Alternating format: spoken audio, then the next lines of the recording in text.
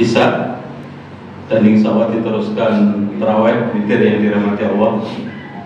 Alhamdulillah pada kesempatan ini kita tidak terasa sudah memasuki malam Ramadan yang terakhir, sudah 30. Jadi tidak ada puasa 31 gitu. Tidak ada puasa 31, tidak ada puasa 28. Adanya 29 dan 30. Ini kita sudah memasuki babak final gitu ya. Kalau di dalam kompetisi olahraga itu ada semifinal, ada final, semifinal dan final. Nah, sekarang ini kita masuki final gitu ya. Jadi insya Allah kita orang yang istiqomah, teguh terhadap pendirian. Bapak Ibu yang dirahmati Allah, pada kesempatan ini saya akan menyampaikan yaitu dengan topik judul yaitu istiqomah. Istiqomah itu berasal dari kata-kata qoma yaqumu. Artinya apa? Berdiri. Jadi mempunyai prinsip, mempunyai pendirian yang kokoh.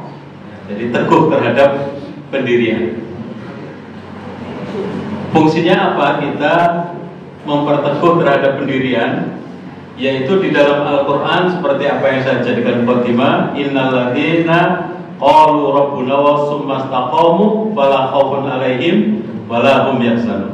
Sesungguhnya puncak dari orang di dalam beramal beribadah ini adalah istiqomah. Istiqomah teguh terhadap pendirian. Ini para ahli tafsir menafsirkan yaitu orang yang mempunyai prinsip bahwa Tuhannya itu satu, yaitu Allah. Jadi selama ini orang mengartikan istiqomah itu bahwa saat sekarang ini ngajinya 1 juz, besok harus 1 juz. Kalau nanti setengah juz, kemudian itu sudah istiqomah. Bukan itu.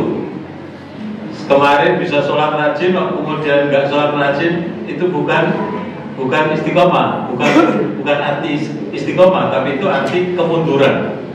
Maka semua ahli tafsir sepakat istiqomah itu artinya adalah meyakini bahwa Tuhannya itu Tuhan Allah satu, tidak ada 2, 3, 4 atau Tuhan 10. Jadi menyembah kepada Allah, bukan menyembah kepada yang lain. Maka hal-hal yang seperti ini barangkali bagi kita adalah kecil. Pertanyaan itu ditingkatkan bahwa orang kita pasti tidak musyrik, pasti kita tidak menyembah selain Allah. Tapi pertanyaan itu agak diperingan lagi, yaitu kita tidak melakukan musyrik, tidak melakukan perbuatan syirik yang besar, menduakan Allah, menyembah selain Allah, akan tapi kita bisa melakukan syirik-syirik kecil yang itu nanti kalau ditumpuk akhirnya menjadi syirik besar. Di antaranya yang sering kita lakukan adalah menurut Muhammad Abdu dalam kitab Tauhid itu, orang janji saja itu kalau tidak ada kata insya Allah itu termasuk syirik. Pak Heri nanti malam ketemu ya pingpong misalnya. Itu kalau Pak Heri nanti malam insya Allah pingpong gitu ya. Itu ada kata insya Allahnya, itu terhindar dari syirik kecil. Selama ini kita janji besok main ya ke Solo Pit atau Montoran ke Jakarta misalnya, kita janji sekedar janji. Kenapa itu dikatakan syirik? Tidak ada kata insya Allah, berarti seolah-olah orang itu mempunyai janji itu dia yang bisa menentukan.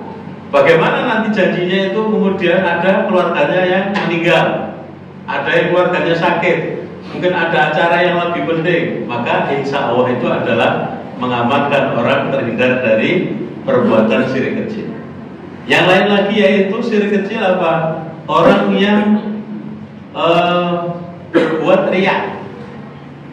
Berbuat riya itu berbuat ibadah kepengen dipuji orang lain.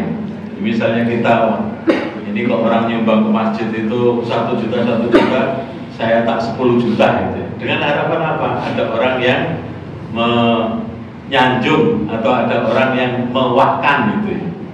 Ini juga termasuk syirik kecil. Ada lagi yaitu sombong. Sombong itu juga termasuk gitu ya. Karena kita akan menganggap biasa sombong itu. Sombong misalnya, wah masjid ini kalau tidak ada saya itu tidak maju. Ini sombong. Masjid itu kalau nggak tak sumbang nggak berdiri. Ini sombong. Gitu. Termasuk Nabi Sulaiman juga pernah sombong.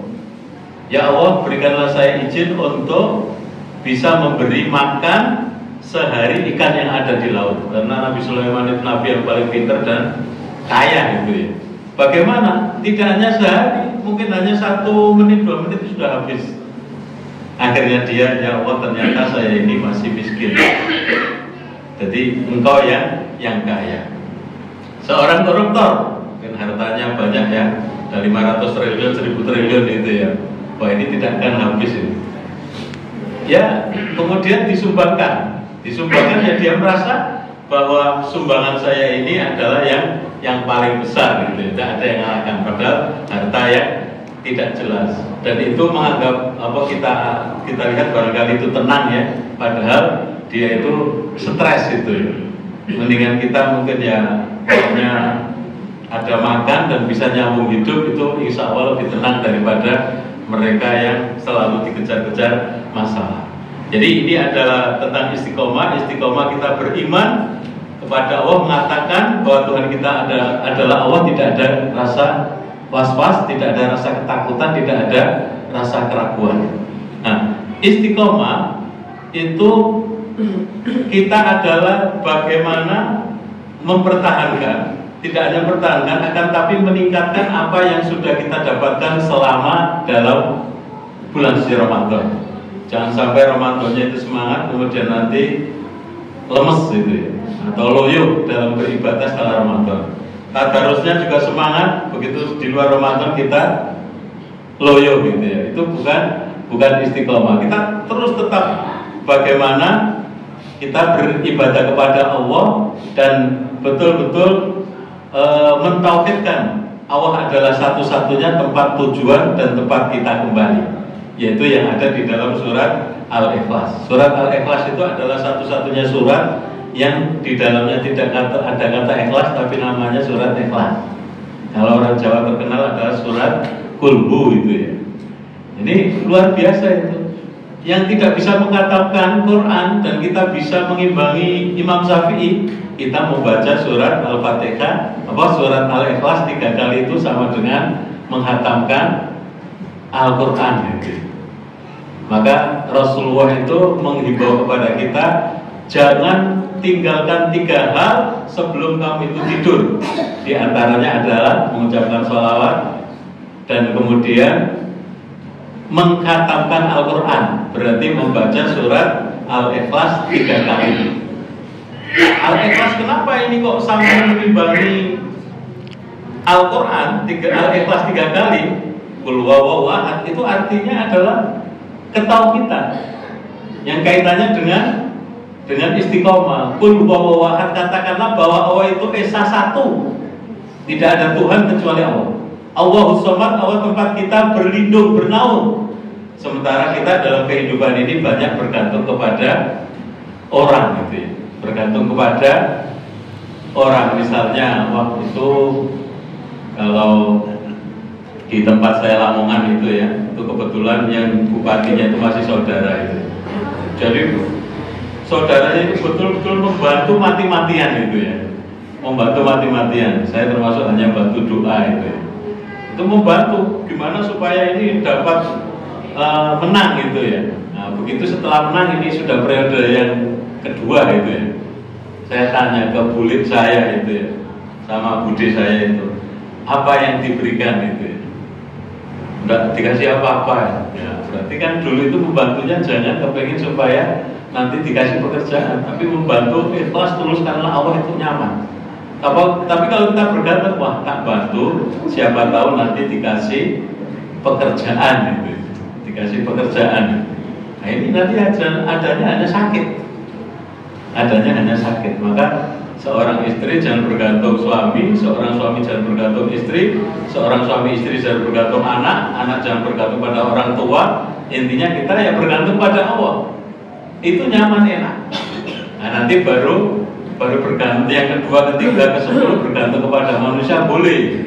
Pokoknya kita gantungkan kepada Allah. Jadi itulah kata istiqomah sebenarnya.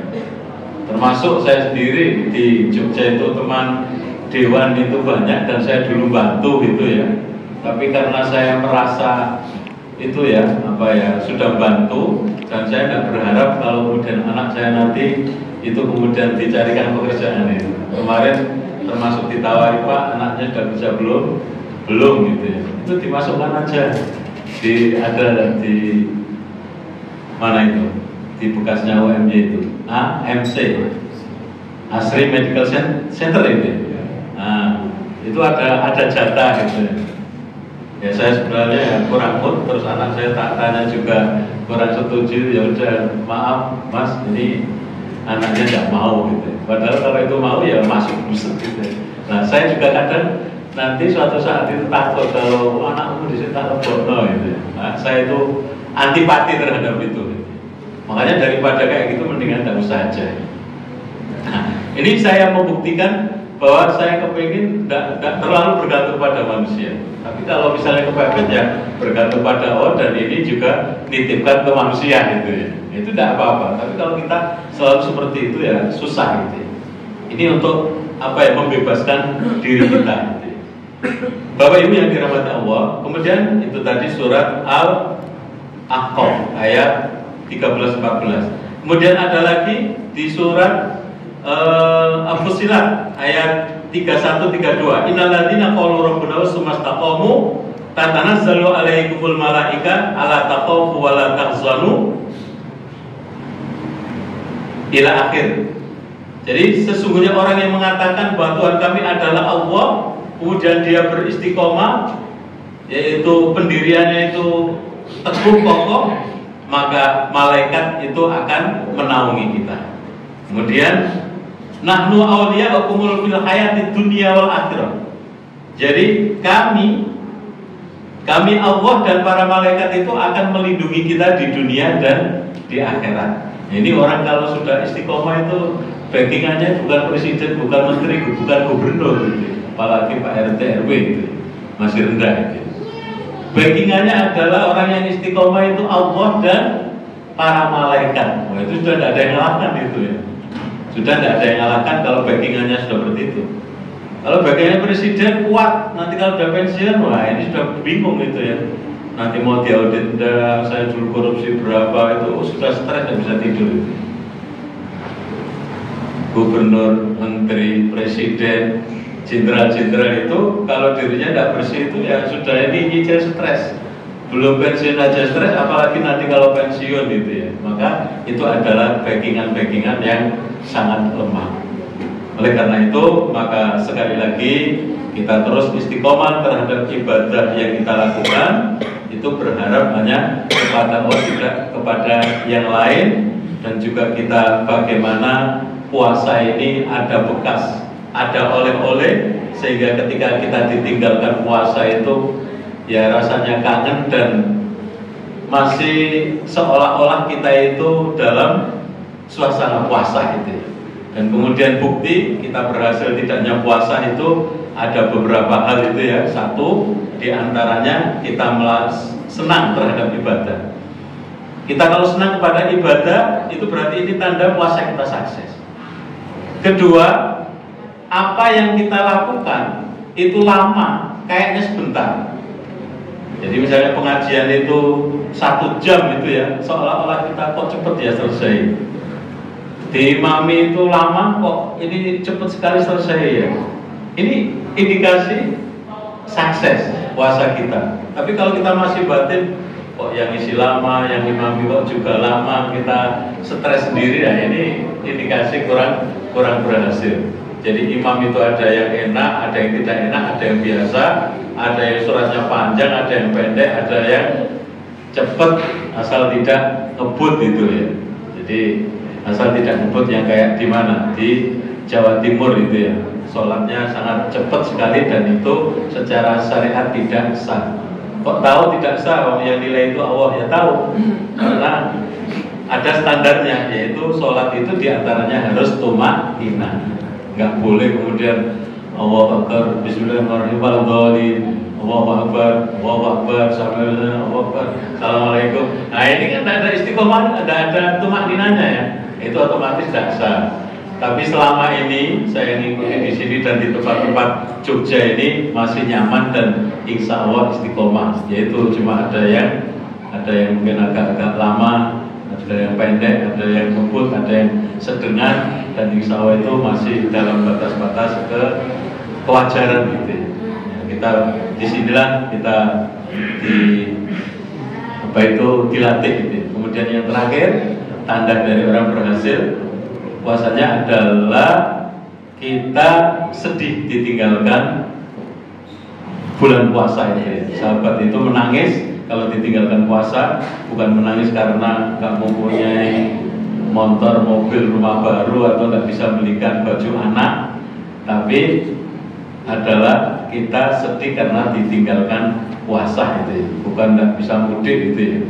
Tapi kita betul-betul sedih karena ditinggalkan puasa, karena tidak ada yang bisa jamin bahwa saat sekarang kita diketemukan puasa 1446 Hijriah, 1447 besok kita belum tentu bisa ketemu, karena yang namanya usia itu Allah yang betul-betul megang, yang tahu kapan kita dipanggil, tidak bisa diundur maupun dimajukan. Kita hanya bisa terus berikhtiar, berusaha yang terbaik. Bapak Ibu yang dirahmati Allah, barangkali itu yang bisa saya sampaikan. Kemudian ini barangkali yang terakhir.